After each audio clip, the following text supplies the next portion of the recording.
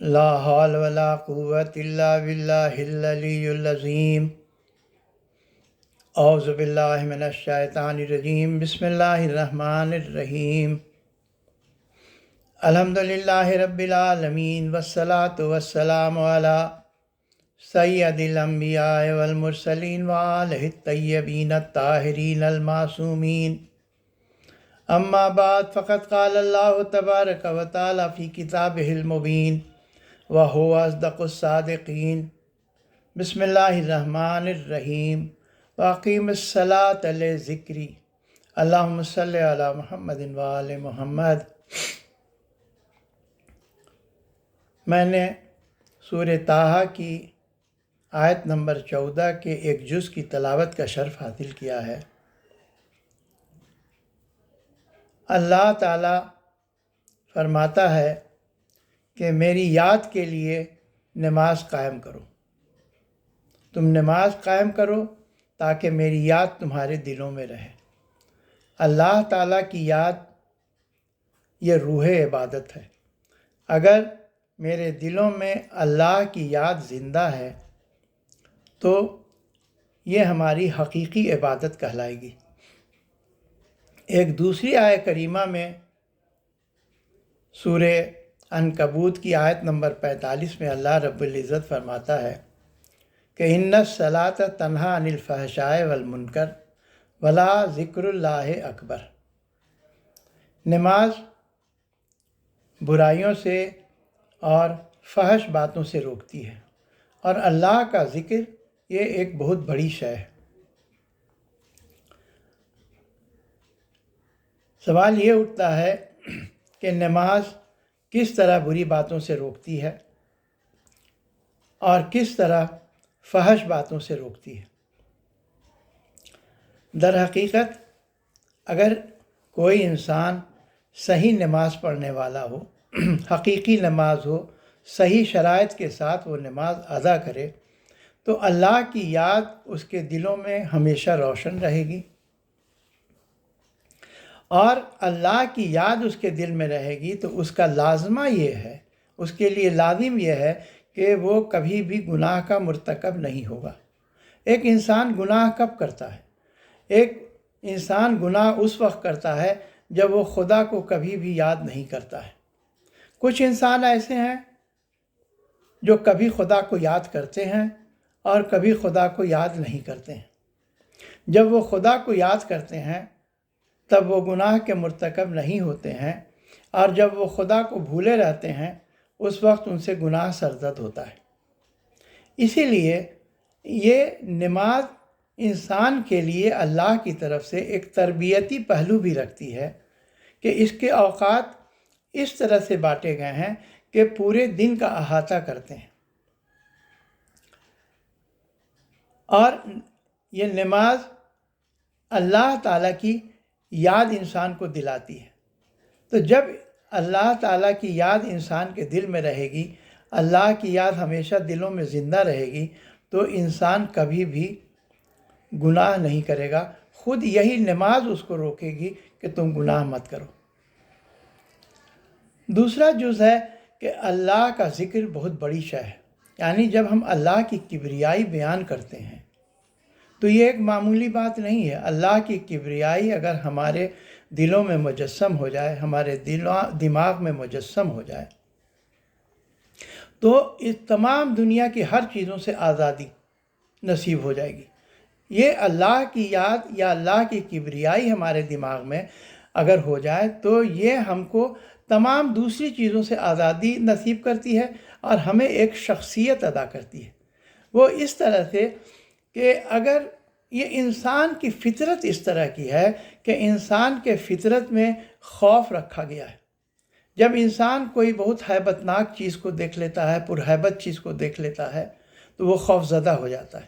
جیسے مثال کے طور پر اگر انسان کسی اونچے پہاڑ کی چوٹی پر چلا جائے اور نیچے نظر رکھے تو اس کے دل میں خوف محسوس ہوتا ہے۔ اسی طرح اگر انسان کسی سمندر کے کنارے جائے اور بکھری ہوئی سمندر کی موجوں کو دیکھے تو اس کے دل میں خوف پیدا ہوتا ہے۔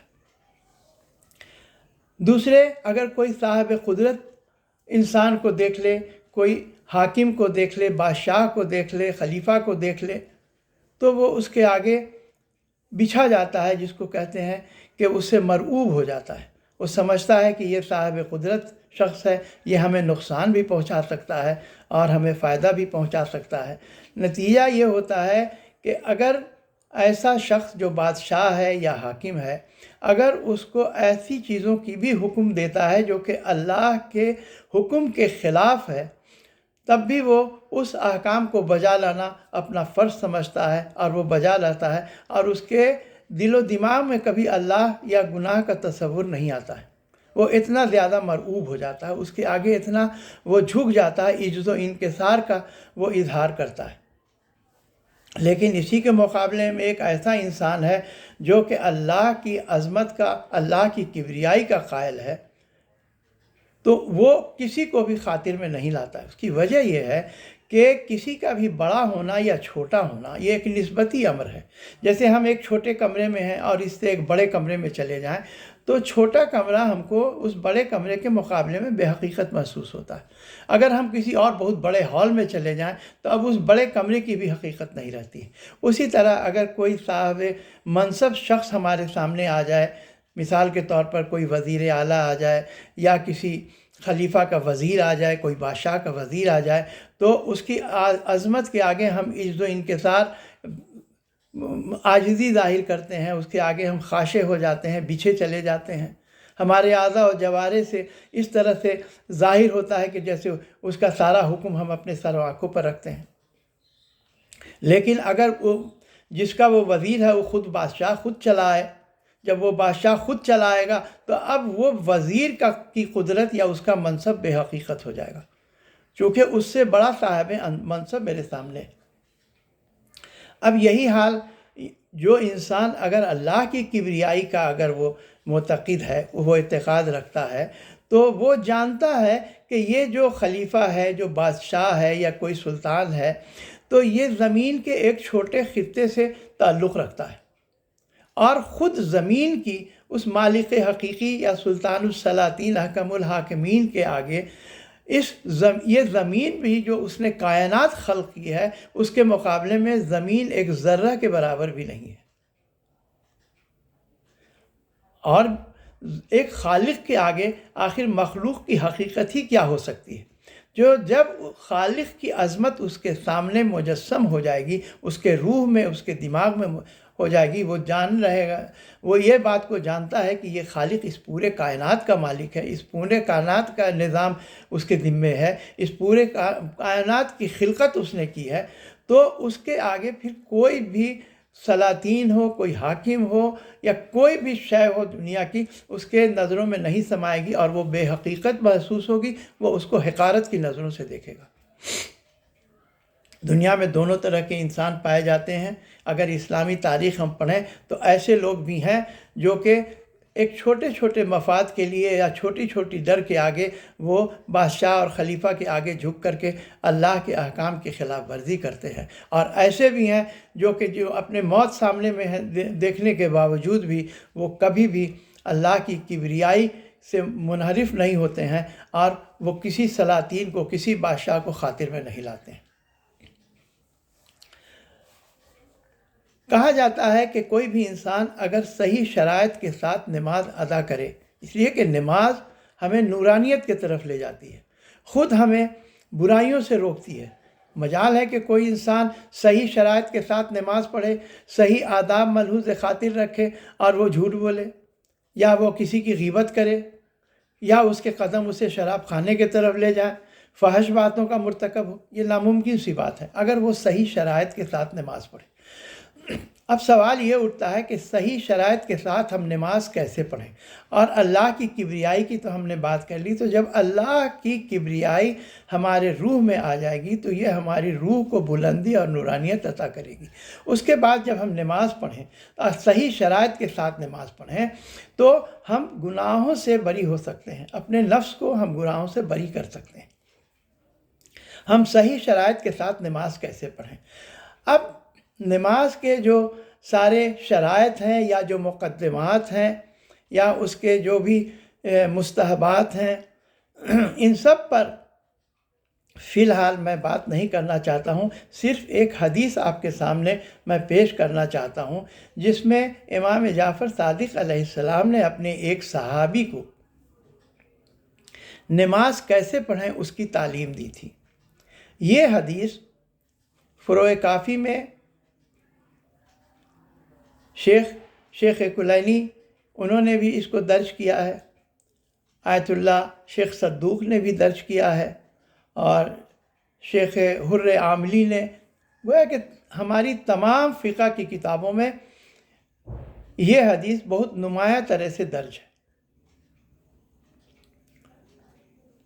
میں اسی حدیث کو آپ کے سامنے بیان کرنا چاہتا ہوں۔ اس کی وجہ یہ ہے کہ اس حدیث میں اتنے واضح حکم کے باوجود بھی ہم جب نماز ادا کرتے ہیں تو ہم پاتے ہیں کہ ہم نماز میں بہت غلطی کرتے ہیں۔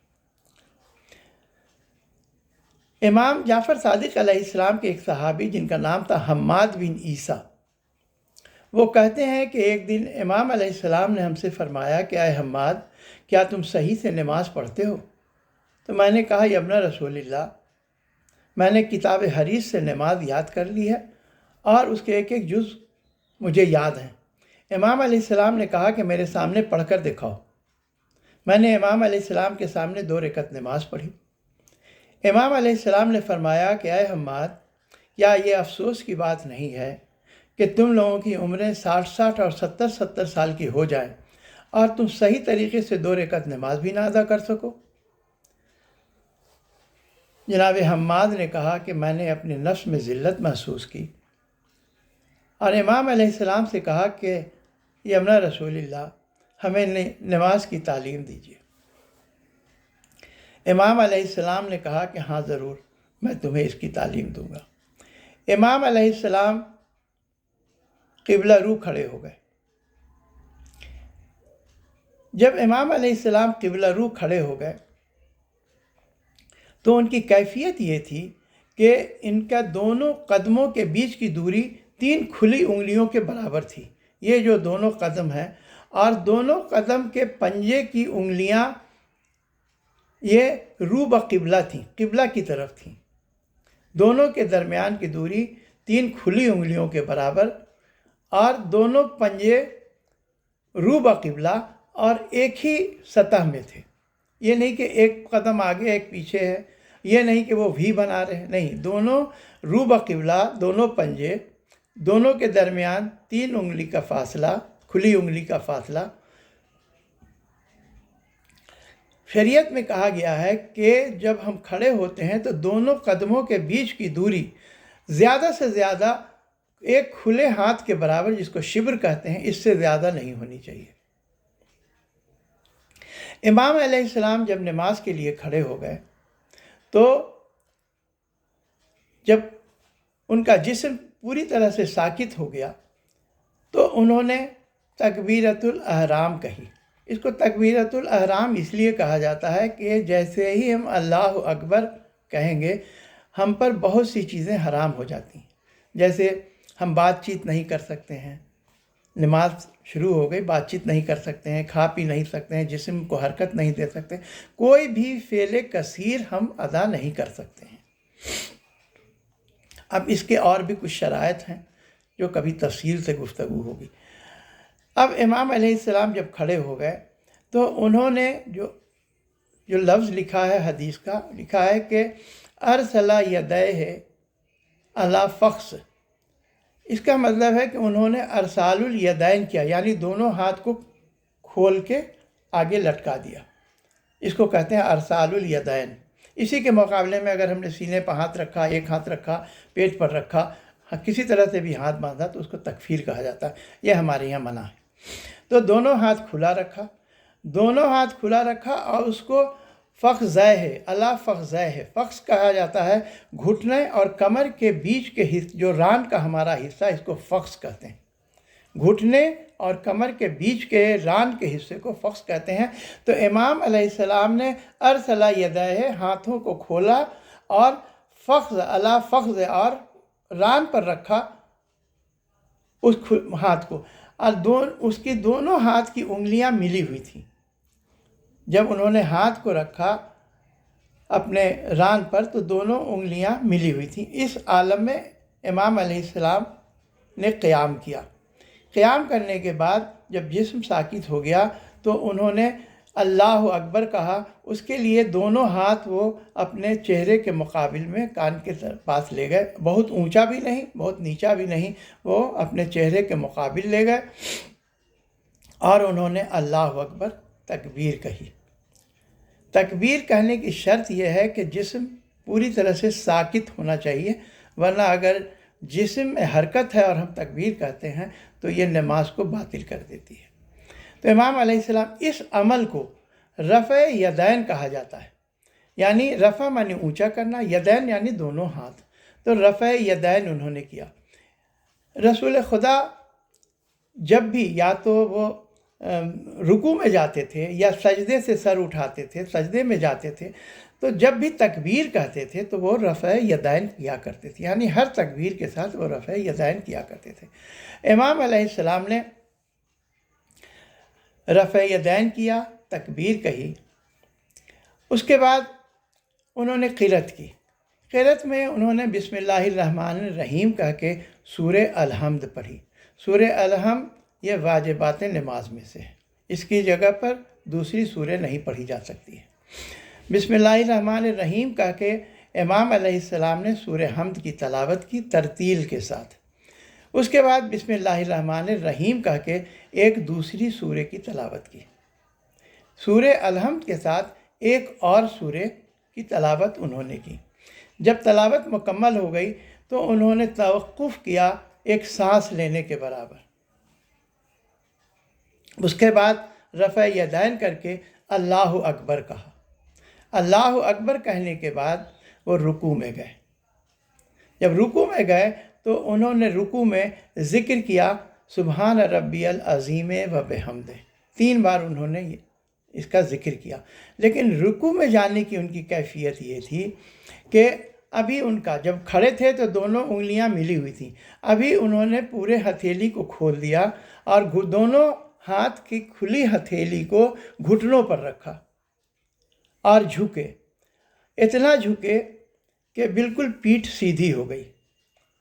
ہاتھوں سے، کھلے ہاتھوں سے دونوں گھٹنوں کو پیچھے کی طرف انہوں نے دبایا، گردن کو آگے کیا اور اتنا جھکے کہ پیٹھ بالکل سیدھی ہو گئی کہ اگر اس پر پانی کا ایک قطرہ گرے یا تیل کا ایک قطرہ گرے تو کہیں بھی ادھر ادھر نہیں جا سکتا ہے۔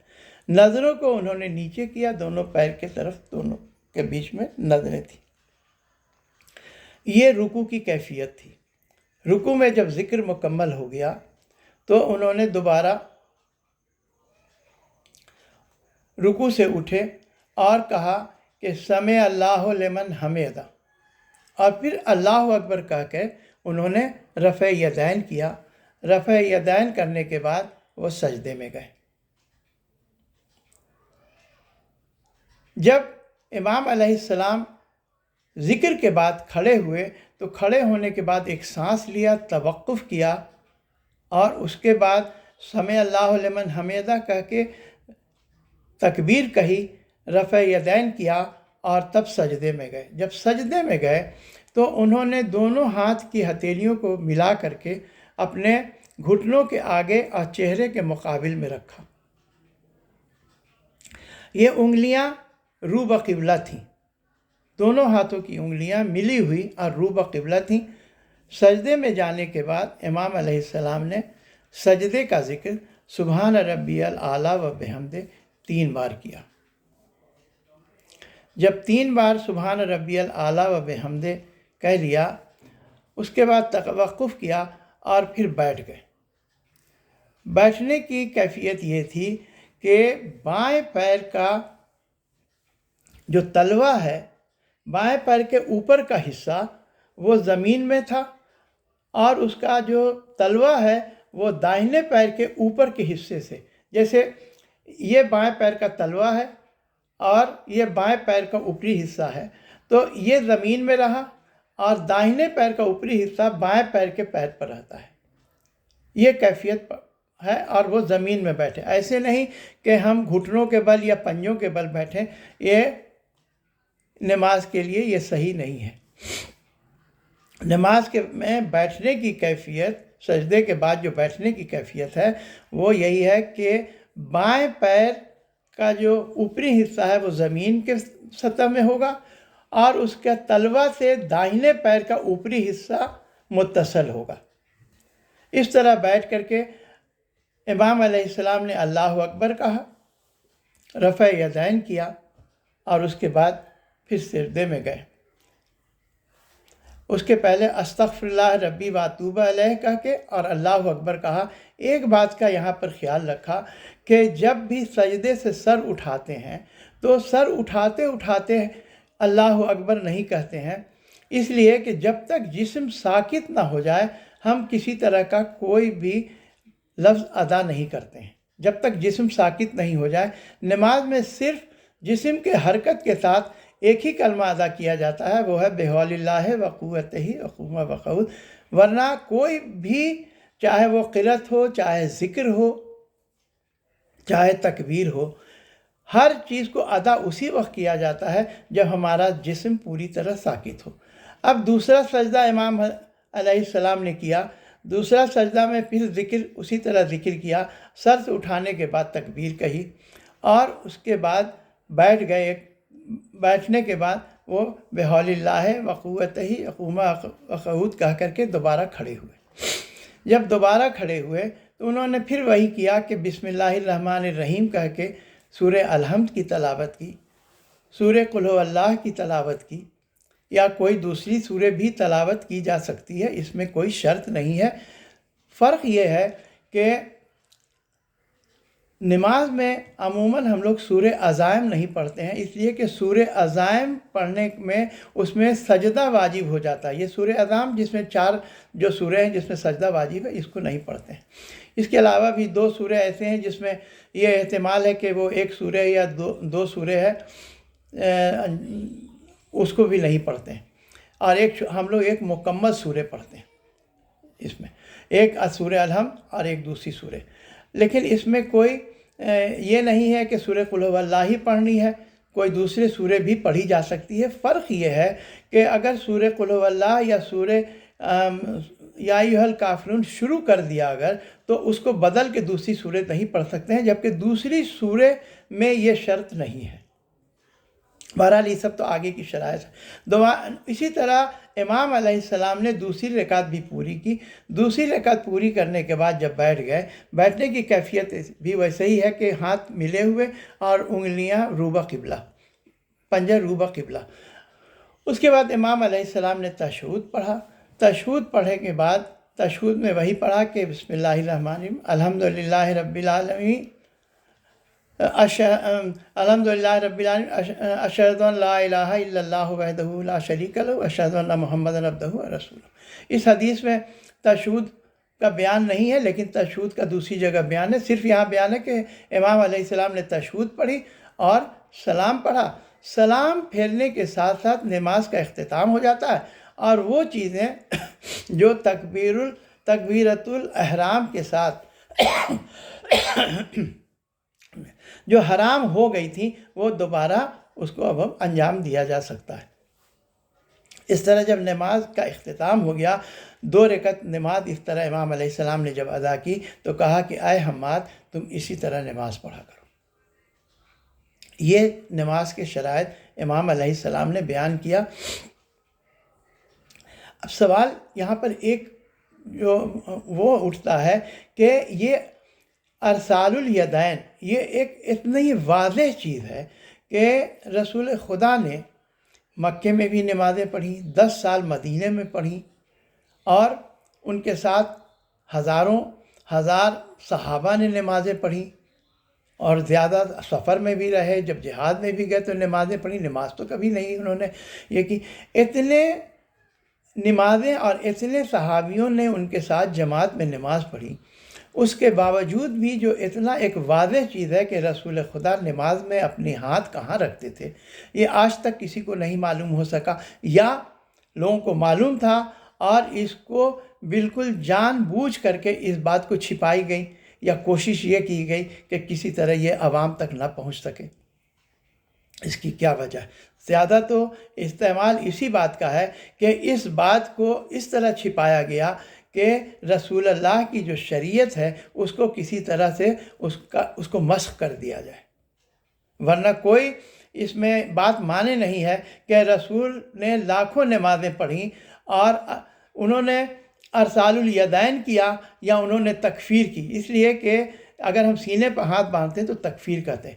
اگر ایک لمحے کے لیے ہم مان بھی لیں کہ سینے پر ہاتھ باندھتے تھے تو اس میں بھی تو اختلاف ہے۔ یہ 4 فقہ جو ہے تو امام ابو حنیفہ کا جو فقہ ہے وہ کہتا ہے کہ جو ہم تکفیر کریں، جو ہاتھ باندھے وہ ناف کے نیچے ہو۔ شافعی حضرات کہتے ہیں کہ ہم ہاتھ باندھیں لیکن ناف کے اوپر ہو۔ اہل حدیث کہتے ہیں کہ ہم ہاتھ باندھیں وہ سینے کے اوپر ہو۔ جو مالکی ہیں وہ کہتے ہیں کہ نہیں، ارسال الیدین یعنی ہاتھ کھلا ہی ہونا چاہیے، اور مالک جو ہے یہ مدینے میں ہی مقیم تھے، اس لیے ان کی بات زیادہ وزن رکھتی ہے، کیونکہ مدینے میں ہی رسول خدا تھے۔ باقی لوگوں کا تعلق شام سے تھا تو شام والے ویسے بھی مدینہ کے فقہ سے اتنے واقفیت نہ رکھتے ہوں، یا سب واقفیت رکھتے بھی ہوں گے تو یہ بالکل اس کو عمدن جو کہا جائے کہ بالکل اس کو جان بوجھ کر کے اس چیز کو چھپایا گیا کہ یہ باتیں نہیں ہیں۔ اور نماز کے اور بھی ارکان کو چھپایا گیا، جیسے بسم اللہ الرحمن الرحیم ہر نماز کا، ہر سورہ الحمد کا بھی جز ہے اور ہر سورے کا جز ہے، لیکن جب نماز میں سورہ الحمد پڑھی جاتی ہے تو وہ نہیں، وہ سورہ الحمد میں بسم اللہ نہیں پڑھی جاتی ہے۔ اور یہ جو طریقہ تھا یہ معاویہ کا طریقہ تھا، جس میں مدینہ کے جو پہلی بار وہ مدینہ آیا تو اس نے بغیر بسم اللہ کے جب یہ سورہ الحمد پڑھی تو لوگوں نے وہاں اعتراض بھی کیا، اور اتنا زیادہ اعتراض ہوا کہ بعد میں معاویہ کو اپنا دوبارہ نماز پڑھانی پڑی بسم اللہ کے ساتھ۔ تو یہ جو لوگ بعد میں جو صاحب منصب ہوئے، جنہوں نے غصب کیا حکومتوں کو، ان لوگوں نے رسول خدا کی جو نماز تھی اس کی سنت کو تبدیل کرنے کی کوششیں کی۔ اس بات سے تو یہی لگتا ہے، اور تو کوئی وجہ نہیں لگتی ہے کہ کس طرح۔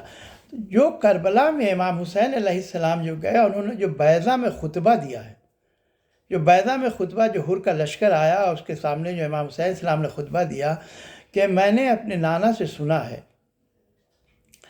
کہ اگر کوئی حاکم ایسا ہو جو کہ حلال خدا کو حرام کرتا ہو، حرام خدا کو حلال کرتا ہو، ناحق لوگوں کو قتل کرتا ہو، لوگوں پر ظلم کرتا ہو اور شریعت کی پاسداری نہیں کرتا ہو، تو ہر انسان کا فرض ہے کہ وہ اپنے قول سے یا اپنے فعل سے اس کی مخالفت کرے، اور وہ اگر اپنے قول سے اور فعل سے اس کی مخالفت نہیں کرتا ہے تو اللہ تعالیٰ کو حق ہے کہ اسی ظالم کے ساتھ اسے بھی مشہور کرے جو اس خاموش رہ کے اس کی تائید کرتا ہے۔ لیکن اسی کے مقابلے میں جب ہم دیکھتے ہیں دوسرے مکتب فکر میں کہ کہا گیا کہ اگر حذیفہ کی ایک بہت مشہور حدیث ہے جو کہ صحیح مسلم میں بھی ہے اور کئی کتابوں میں ہے کہ اگر تمہارا حاکم اگر ایک ایسا انسان ہے کہ جو باطن میں شیطان ہے، جو اللہ کے حکم کی عدولی کرتا ہے، جو کہ اللہ کے حرام کو حلال کرتا ہے، تمہیں ناحق قتل کرتا ہے، تمہارے مال چھین لیتا ہے، تم پر ظلم کرتا ہے، تو حذیفہ نے گھبرا کر پوچھا کہ یا رسول اللہ اگر میں ایسا زمانہ پاؤں تو کیا کروں؟ تو رسول نے کہا کہ تم اس کی اپنے حاکم کی اتباع کرنا۔ یہ اس حدیث کو نہ عقل تسلیم کرتی ہے اور نہ یہ اسلامی اصولوں کے مطابق ہے، لیکن یہ سب موجود ہے۔ تو ظاہر سی بات ہے کہ جو صاحب حکومت لوگ تھے ان لوگوں نے اس طرح کی چیزیں عوام میں پھیلائیں، اس لیے تاکہ ان کے جو بھی فسق و فجور ہے وہ ان لوگوں کے آگے اگر آیا بھی ہو تو وہ اس کے آگے سر نہ اٹھا سکیں۔ نتیجہ یہ ہے کہ امام حسین علیہ السلام کو اسی شریعت کی پاسداری کے لیے، اللہ کے احکام کو، اللہ کی شریعت کی سربلندی کے لیے ان کو اپنی اور اپنے اعزہ و اقربا کی قربانی پیش کرنی پڑی کربلا میں، جس کو شہید مطہری صاحب کہتے ہیں کہ یہ جو کربلا کا جو واقعہ ہے اس کے 2 رخ ہیں، ایک تاریک رخ ہے اور ایک روشن رخ ہے۔ تاریک رخ میں جو کردار ہیں وہ یزید ابن زیاد ابن سعد شمر اور اس کی پوری فوج یزید کی، اور جو روشن رخ ہے اس میں سید الشہداء ان کے اصحاب اور ان کے اعزاء ہیں۔ جو مظاہرات تاریک رخ کے ہیں وہ ہے کہ بچوں عورتوں پر پانی بند کرنا، لوگوں پر ناحق ظلم کرنا، ناحق قتل کرنا، کوئی نماز پڑھنے کی اجازت مانگے اس کو نماز کی اجازت نہ دینا، اگر شریعت میں کے احکام کے مطابق اگر میدان جنگ میں امام نماز خوف ادا کریں تو وہاں پر سعید بن عبداللہ حنفی کو شہید کر دینا، تیر بارانی کرنا، لوگوں کے جو مسلمان ہیں، مسلمان کیا سید الشہداء ہیں، نواسۂ رسول ہیں، ان کے سر کو کاٹ لینا، ان کے 72 شہداء کے سروں کو کاٹ کے نیزوں پر بلند کرنا، اس کو کربلا سے کوفہ اور کوفہ سے شام لے کر کے جانا، یہ کس اسلامی شریعت میں اس کی اجازت ہے؟ اس کے بعد جو بے سر کے جسموں پر گھوڑے دوڑانا، ان کو پامال کر دینا، یہ کس شریعت میں؟ ظاہر سی بات ہے کہ یہ جو تاریک رخ ہے اور یہ جو روشن رخ ہے، اور اسی کے مقابلے میں امام علیہ السلام نے شریعت کی پاسداری کی، وہ شجاعت دکھائی، سچائی، شجاعت، بلند حوصلگی، اتنی سی فوج کے ساتھ انہوں نے جس طرح اس شریعت کی وضاحت کی ہے صبح عاشور سے عصر عاشور تک، وہ خود ایک مثال ہے اور یہ تاریخ کا ایک جز ہے۔ دوسری طرف جو فوج تھی، وہ جو تاریخ رخ ہے اور جو انہوں نے مظاہرے کیے، اس کو اسلامک اصولوں سے کیا واسطہ؟ وہ تو ایک عام ایک انسانی اصول بھی نہیں ہے۔ انہی کے لیے اللہ تعالیٰ نے فرمایا ہے کہ بسم اللہ الرحمن الرحیم اولئک کالانعام بل ھم اضل سبیلا، یہ تو جانور ہیں، یہ جانور سے بھی گئے گزرے لوگ ہیں۔ اب اس طرح روز روشن میں امام علیہ السلام نے امت کے سامنے یہ دونوں تصویریں پیش کی کہ اب اگر امت اس کے بعد واقعہ کربلا کے بعد کہے کہ ہم کو شک ہے کہ دونوں طرف تو مسلمان تھے، وہ بھی تکبیریں کہتے تھے، تو ہم اس میں شک میں پڑے ہوئے ہیں، تو ایسے آدمی کا عقل کا ماتم ہی انسان کر سکتا ہے اور کچھ نہیں کر سکتا ہے۔ یہ جو واقعہ ہے یہ بہت ہی دردناک واقعہ ہے اگر اس کے تاریخ پہلو کا ہم مطالعہ کریں، لیکن اسی مناسبت سے اسے واقعہ فاجعہ بھی کہا جاتا ہے۔ فاجعہ کا مطلب ہی ہوتا ہے کہ دردناک، تو یہ دردناکی اس کی ہے اور ہم لوگ اسی لیے مصائب بیان کرتے ہیں اور روتے بھی ہیں۔ لیکن دوسری طرف جو اس کا روشن رخ ہے اور امام علیہ السلام نے جو اپنے موقف پر استقلال دکھایا ہے، اس کے مناسبت سے اسے حماسہ حسینی بھی کہتے ہیں۔ حماسہ کا مطلب یہی ہے کہ اپنے موقف پر ثابت قدم رکھنا، استقلال، شجاعت، اور امام علیہ السلام نے اس کا بھرپور مظاہرہ کیا ہے کربلا میں۔ ہم کو تاریخ رخ کو بھی بھولنا نہیں چاہیے، ہم تاریخ رخ کو بھی یاد کریں، اور اسی مناسبت سے یہ واقع فاجعہ کہا جاتا ہے، اور اس کے روشن رخ کو بھی ہم اپنے ذہن میں رکھیں، مقصد حسین کو بھی اپنے ذہن۔ اگر ہم دیکھیں کہ امام حسین علیہ السلام نے جو قربانی پیش کی ہے تو کیا انہوں نے کامیابی حاصل نہیں کی؟ امام حسین علیہ السلام نے وہ شہادت ان کو وہ نصیب ہوئی، وہ شہادت انہوں نے پائی جو اس کے بعد وہ سید الشہداء کہلائے، کہ انہوں نے اللہ کے راہ میں یہ قربانی پیش کی تاکہ اللہ کا دین سر بلند رہے۔ ایک ایک قطرے کی قیمت امام حسین علیہ السلام کے اس کائنات میں کوئی سوچ بھی نہیں سکتا ہے کہ اس کی کیا قیمت ہو سکتی ہے۔ تو ہم ضرور گریہ کریں، لیکن ہم گریہ ایسے شخص کے غم میں نہ کریں جو کہ کوئی بیچارہ شخص ہے، نہیں۔ امام حسین علیہ السلام کا یہ جو قربانی ہے یہ 100% کامیاب قربانی ہے۔ انسان کی تو بہرحال موت آئے گی، لیکن سب سے جو بہترین موت ہے وہ شہادت کی موت ہے، اور خاص کر کے وہ جو راہ خدا میں انسان کو نصیب ہوتی ہے، جو امام اور ان کے عزیز اور ان کے صحابی کو نصیب ہوئی۔ تو جہاں تک اگر ہم انفرادی طور پر دیکھیں تو امام حسین علیہ السلام 100% کامیاب نظر آتے ہیں، لیکن اگر ہم یہ پورا معاشرے کے حساب سے دیکھیں، اجتماعی طور پر دیکھیں، تو اس وقت کے اسلام میں یہ جو انحطاط، جو پستی ظاہر ہو رہی تھی، وہ بالکل اس کے مقابلے میں صاف نظر آتی ہے۔ امام علیہ السلام نے کئی جگہ کہا کہ یہ ظلم کرنے والے نہیں ہیں، یہ ظلم کو رواج دینے والے لوگ ہیں۔ یہ خود شراب نہیں پیتے ہیں، اس چیز کو رواج دینے والے لوگ ہیں۔ رواج دینے کا مطلب ہے کہ پوری طرح اللہ کے قانون کی یہ خلاف ورزی خود نہیں کرتے تھے، بلکہ یہ اس کو رواج دے رہے تھے۔ تو ہم کو رونا، ہم روتے اس لیے نہیں ہیں کہ کوئی امام حسین علیہ السلام نے کوئی ضائع ہو گئی، بلکہ ہم اس لیے روتے ہیں کہ ایک بلند حوصلہ انسان کے ہم غم میں روتے ہیں، جن کی اتنی بلند روح تھی، جس کی وجہ سے ہم کو عزت نفس، ہم اس لیے روئیں تاکہ ہم خود ہمارے روح میں بلندی، ہماری روح بلند ہو، ہمیں اس آزادی، اس حریت کی قدر و قیمت معلوم ہو، ہم کو یہ معلوم ہو کہ اللہ تعالیٰ کے قانون کی عظمت کیا ہے، جس کے لیے اتنی بڑی قربانی پیش کی گئی ہے۔ ورنہ ایک ایک واقعہ جس طرح سے بچوں اور عورتوں کو، جو بیوہ عورتوں کو، یتیم بچوں کو کوڑے مارے گئے کربلا سے کوفہ، اور کوفہ کے شام کی راہ میں کیا کیا اس میں مصائب ہم بیان کریں، لیکن یہ سارے مصائب یہ ان لوگوں نے اس لیے برداشت کیے تاکہ امت کے سامنے اسلام کی واضح تصویر رہ سکے۔ انا للہ و انا الیہ راجعون، رضا بقضائہ و تسلیما لامرہ۔